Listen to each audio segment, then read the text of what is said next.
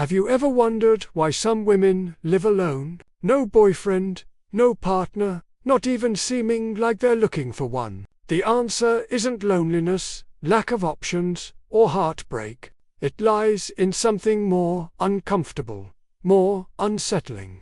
Something that deconstructs everything we were taught about a woman's role. Because when a woman chooses to be alone, she isn't getting lost. She's finding herself, and that kind of self-discovery doesn't come with applause, likes, or company. It comes with silence, strength, and a kind of freedom most people still don't understand. No, she's not lonely. She's selective. She's not cold. She just got tired of burning for people who never wanted to feel the warmth. There's something profoundly threatening about a woman who doesn't need a relationship to feel whole, because that shatters the logic of control, dismantles the myth of emotional dependency, and reveals a brutal truth. Most men don't know what to do with a woman who doesn't need saving. And most women are still learning to recognize themselves in that silent yet deafening mirror of power. Carl Jung once said that everything we deny in ourselves becomes part of our shadow, and many of these single women are actually a reflection of the collective shadow. They are what many dream of becoming, but few have the courage to embody. They don't scream for love. They whisper their choices. They don't put themselves on display to attract attention. They retreat to preserve themselves. They're less interested in charming princes and more in their own peace. And that makes people uncomfortable because, while the world demands urgency to be with someone, these women have discovered the power of being with themselves. The woman who lives alone without a boyfriend isn't lost. She's operating on a different level. A level where nothing is begged for, it's chosen, where approval isn't needed, presence is enough. And maybe that's why she sparks so much criticism, so much judgment, so many attempts to label or explain her. But what many still don't understand is that behind her apparent absence is a presence that fills, that transcends, that challenges the emotional status quo. She doesn't want just any kind of love. She wants something that doesn't shrink her, and until that comes along, she stands strong, whole, complete. Maybe you don't get it right now. Maybe you think it's exaggeration, pride, or emotional damage in disguise. But deep down, way deep down, there's a question inside you, a quiet one that pulses even when you try to ignore it. What if that silent path is actually the only one that leads to the most important kind of love? The one that starts with you. The silence that surrounds a woman who lives alone is not emptiness, it's a sanctuary. And those who don't understand the value of that space often call her cold, distant, or even arrogant. But what few people see is that she didn't build that fortress to shut the world out. She built it to not lose herself. Carl Jung also said that everything we don't face in ourselves, we end up projecting onto others. And maybe that's why so many women still confuse solitude with absence, when in reality it can be the fertile ground for self-discovery. While most people look to fill themselves through external connections, this woman turned her gaze inward, and there, in the vastness of her own unconscious, she faced the ghosts she avoided for years. Childhood wounds, unspoken abandonments, attachments disguised as love. Her decision to be alone didn't come from an open wound, but from a scar that finally healed. She didn't stop believing in love. She just stopped accepting what others called love, when it only made her feel smaller. This woman knows chaos. She's loved until she lost herself. She's given too much. She's begged for crumbs that never should have been offered in the first place. But, at some point, she woke up. And that awakening wasn't sudden. It was a series of disappointments that stopped hurting and started teaching. What you see now isn't coldness. It's emotional maturity. And maturity is scary because it demands presence, depth, and truth. She doesn't want just any company, she wants reciprocity. She's no longer attracted to promises, but to real presence. So maybe that's why she seems unreachable to many. Because she doesn't want to be saved. She wants to be seen. And that takes more than charm or sweet words. It takes courage to dive into the depths where few dare to go. And that's where many give up. Not because she's difficult, but because she's whole. And when a woman becomes whole, she awakens to extremes in the world. Admiration and fear. Admiration from those who are also seeking that wholeness. Fear from those who still live in halves, waiting for someone else to make them feel complete. She doesn't want to complete anyone. She wants to overflow alongside someone who has also found themselves. Until then, she remains alone, not by fate's whim, but out of loyalty to her own soul. This woman isn't hiding. She's protecting herself. There's a vast difference between isolating and preserving oneself. But the world doesn't easily accept a woman like this. A world that still preaches happily ever after only exists in pairs. A world that distrusts those without a partner, as if that were a sign of failure. Carl Jung once said that where convention rules, there's little room for authenticity. And this woman doesn't live by convention. She lives by a sense. She hears phrases like, "You're too picky. You should be more open. Nobody's perfect." And she smiles. A calm, steady, almost ironic smile, because she knows what many call picky is simply the bare minimum. The minimum it took her decades to realize she deserves. She's not looking for perfection. She's looking for someone mature enough to love without destroying. Someone who's done the inner work she has already faced. And let's be honest, that's not something you find on just any street corner. The discomfort she causes isn't in what she says, it's in what she represents. She's living proof that it's possible to be happy without depending on anyone else, and that tears masks off. Men who feed on female insecurity feel threatened. Women still trapped in the need for approval feel judged. But she isn't here to confront anyone. She's just being, and the authenticity of someone who has freed herself is by itself a brutal mirror to those still living in chains. This woman isn't in a hurry. She doesn't need to rush things to please anyone. She respects her own pace. And for that, she stirs a silent fury in a society that wants everything now. She wants depth while the world chases distractions. She wants presence while the world offers only shallow availability. She longs for soul-level bonds while everyone else is trying to look interesting on the next Instagram story.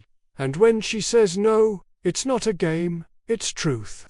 When she walks away, it's not drama, it's self-defense. When she chooses to stay home instead of going out with someone empty, it's not arrogance, it's clarity. And that clarity earned through pain and surrender is her greatest revolution. Because she doesn't live to please, she lives to be. And that simple act, being, is what makes her so dangerous to the system. Perhaps what unsettles people most about this woman isn't her solitude. It's the peace she's found within herself. Carl Jung taught Thanatos who look outward dream, but those who look inward awaken. And it was precisely that inner journey that she took. It wasn't easy. It was a grueling process of stripping off masks, facing the ghosts of emotional dependency and rebuilding herself piece by piece. She no longer defines herself through the eyes of others. She sees herself through her own eyes, and that changes everything. How many times have you wondered if being alone is failure or freedom? How many times have you felt the need to justify yourself for not having someone by your side? This woman has felt that too. She once thought there was something wrong with her for being alone in a world that idolizes couples, even unhappy ones. But one day she understood it's better to be alone than to be invisible in a relationship. And that day she made a pact with herself. Never again would she accept less than what she truly deserves. Her path is not a straight line. There are days of doubt, moments of nostalgia, nights of deep silence. But there's also a strength that grows with each decision made in awareness. She learned that true love doesn't cage, doesn't consume, doesn't manipulate. The love she wants is the kind that liberates, that adds, that supports, without suffocating. And until that love arrives, she chooses to keep growing on her own. Not out of pride, but out of integrity. This woman is the living embodiment of Jung's individuation. She shattered, faced her shadow, descended into the unconscious, and returned more whole than ever. And now that she recognizes herself, she refuses to be half of anything again. She doesn't want someone to complete her. She wants someone to share that awareness with. That's intimidating, because it demands emotional responsibility. And sadly, few are willing to love responsibly. Most still love out of lack, out of possession, out of fear. And if she walks alone today, it's because every step echoes with learning. Every no she gives is an act of self-respect. Every absence she imposes is a reminder that love should never be begged for. She no longer needs to prove anything to anyone. And that certainty born from the deepest part of her soul transforms everything around her. Because a woman who has rediscovered herself becomes dangerous. Not because of her weapons, but because of her clarity. The woman who lives alone without a boyfriend is not the same woman who once begged to be loved. Something inside her broke. And it was precisely that break that set her free. Because sometimes, only in collapse, does the soul find its new form. Carl Jung used to say that the tree that grows to heaven must also have roots that reach down to hell. And that's exactly what she lived through. She descended into the hell of her own story, faced ancestral fears, inherited pain, traumas that weren't just hers but those of all the women who came before her. She broke cycles. She said no to relationships that repeated the same toxic script. She learned that it wasn't her job to heal anyone, save anyone, or accept crumbs out of fear of being alone.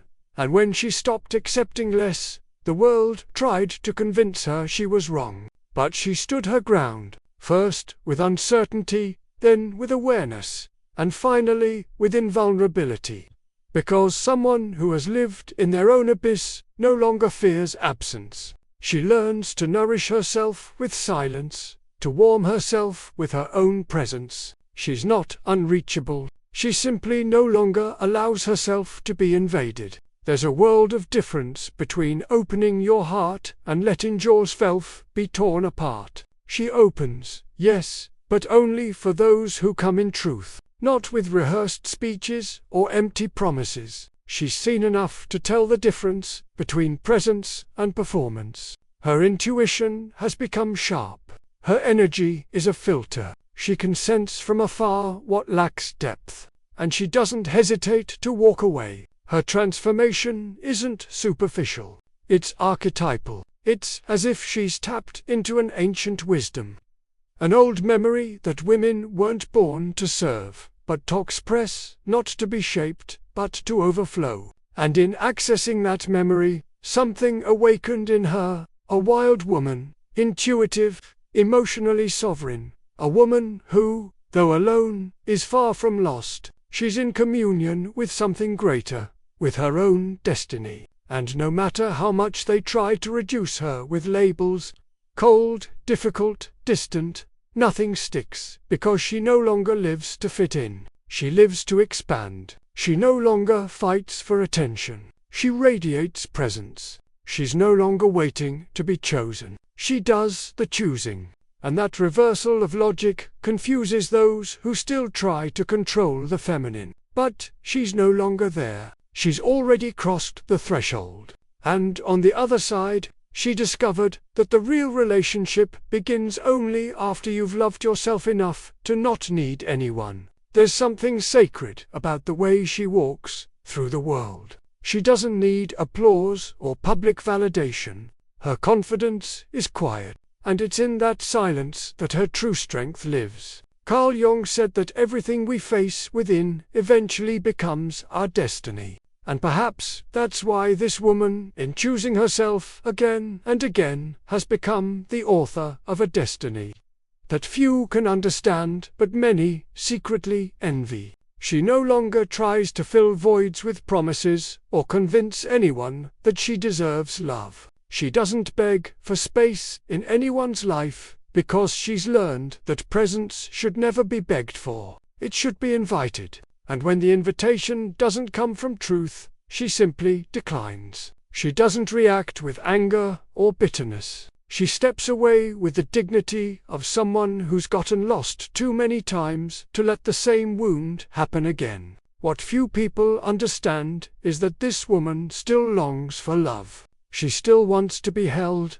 touched, chosen, but she wants it without losing herself, because she spent too long trying to squeeze into molds too small for the soul she carries. Now, she only offers herself where there's room to be, and that requires a level of maturity that goes far beyond romance. It requires awareness. It requires having faced one's own shadow and still choosing to love. She's not looking for fairy tales. She's looking for a soul alliance, a connection where there's no domination or submission, where both can grow beside each other without dimming their colors, silencing their pain, or shrinking their dreams. And if that seems too much for some, so be it, because she'd rather wait than survive on emotional crumbs, and to many that sounds like arrogance. But it's really just self-love in its purest form. We are witnessing a new archetype of woman,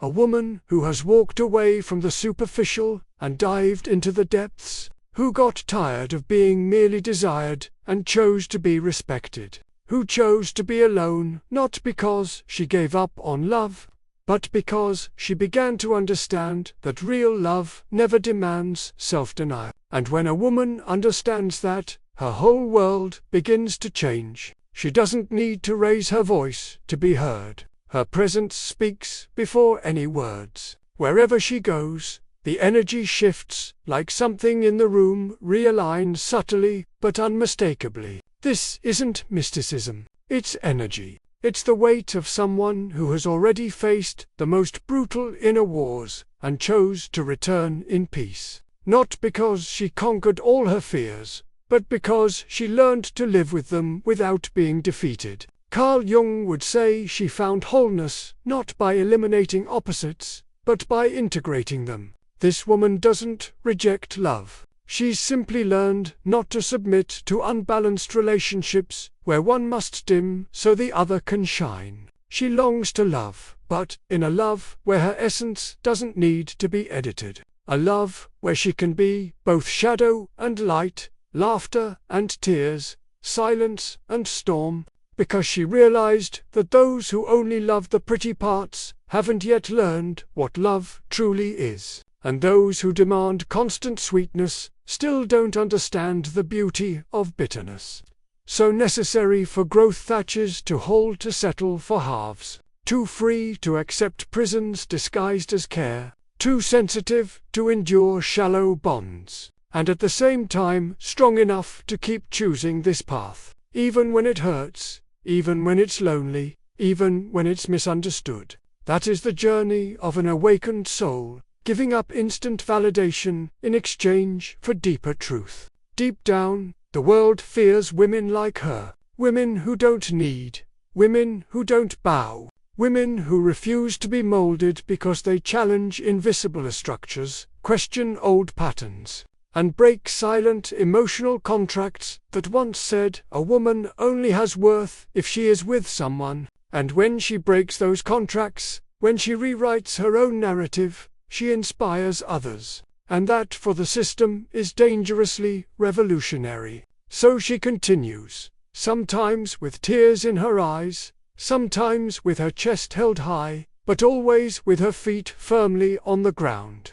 Because now she knows she's not alone. She's with herself, and after everything she's lived through, that is more than enough. The love that comes after that won't be salvation, it will be celebration. It won't come to fill her, it will come to overflow. When a woman chooses to walk alone, the world rushes to convince her she's making a mistake. But deep down, she feels something aligning within her. It's not pride or rebellion. It's a rare kind of wisdom that can only be born in silence. The same wisdom Jung called individuation, the process of becoming fully who you are without masks, without compromise, and when that happens, nothing outside her has more power than the truth that pulses inside her chest. That truth doesn't need to shout. It can show itself in the way she quietly closes a door without resentment, in how she withdraws when the environment no longer nourishes her, in the way she smiles in peace,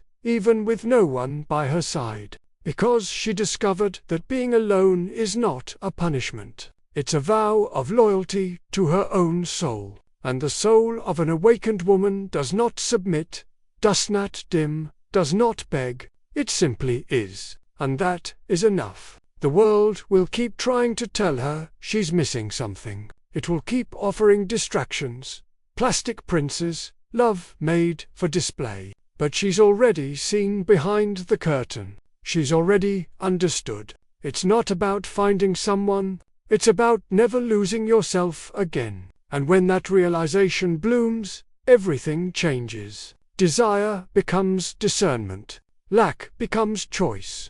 Waiting becomes a path, and what once hurt what once bound now sets free. You can feel it deep inside, that stirring, that spark. Maybe it's a memory, an old wound, a nostalgia that never made sense. Maybe it's the image of a woman you once knew, or the woman you've become. In either case, something within you is asking to be seen more clearly. Something that no longer fits in old molds, something that if you let it, could completely transform how you relate to love, to others, and most importantly, to yourself. That woman whole of alone is more than just someone who doesn't fit the mold. She is a living symbol of emotional freedom, a reminder that it's possible to rebuild without hurry, without fear, and without needing to prove anything to anyone. She doesn't walk ahead of anyone, but she doesn't follow either.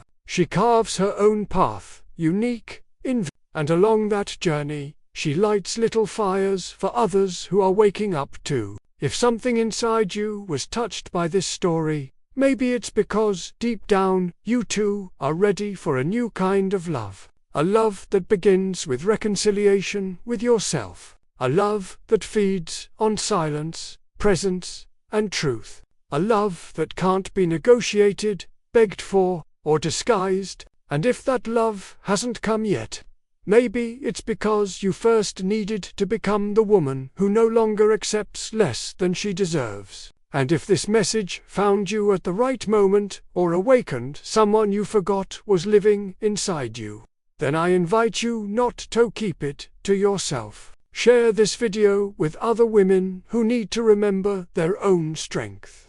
Like it, comment, and subscribe to this channel. Not out of impulse, but out of choice.